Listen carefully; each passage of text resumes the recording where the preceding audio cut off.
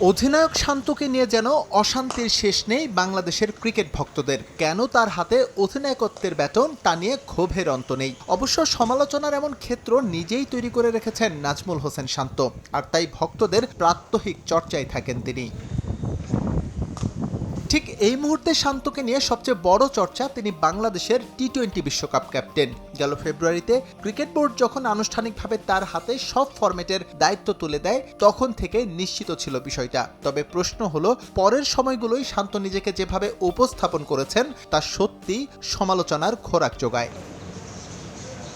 টি-20 বিশ্বকাপের বছর দৃষ্টি ফেরানো যাক শান্তর শর্টার ফরম্যাট পারফরমেন্সে। শ্রীলঙ্কার বিপক্ষে সিরিজ দিয়ে তিনি শুরু করেন দায়িত্ব পালন। তবে প্রথম মিশনেই ব্যর্থ এই টপ অর্ডার। মাত্র এক ম্যাচেই হেসেছিল তার ব্যাট, বাকি দুটোতেই ফ্লপ। লঙ্কার কাছে সিরিজ হেরে ব্যাটার শান্তর পাশাপাশি সমালোচিত হয় অধিনায়ক শান্তর পারফরমেন্সও।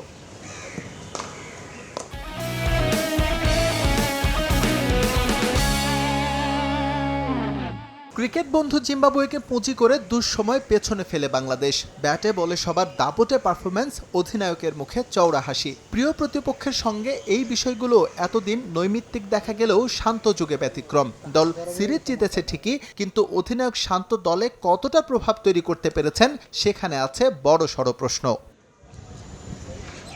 নাজমুল শান্তর কাঁধে এখন জোড়া দায়িত্ব। নিজেকে পারফর্ম করতে হবে, একই সঙ্গে পারফর্ম করাতে হবে গোটা দলকেও। এতদিন শুধু নিজের দায়িত্ব নিয়ে যিনি পালন করতে ব্যর্থ, বাড়তি চাপে তার অবস্থা যে আরও লেজে গোবরে তা প্রমাণিত। আর এর বাইরে লজ্জার খোরাক তার ব্যাটিং স্ট্রাইক রেট। যুক্তরাষ্ট্র ওয়েস্ট ইন্ডিজ বিশ্বকাপে যে টি-20 দল যাচ্ছে, সেখানে অধিনায়ক র্যাঙ্কিংয়ে স্ট্রাইক রেট মানদণ্ডে তার অবস্থান 19তম।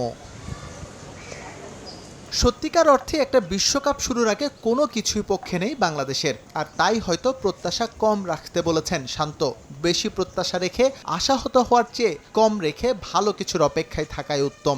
লাল সবুজ ভক্তরা থাকতে পারেন সেই অপেক্ষায়। একটু নড়বড়ে হলেও আরও একবার আস্থা রাখা যেতেই পারে নাজমুল হোসেন শান্তর অধিনায়কত্বে, কারণ পেছনে ফেরার যে কোনো সুযোগ নেই।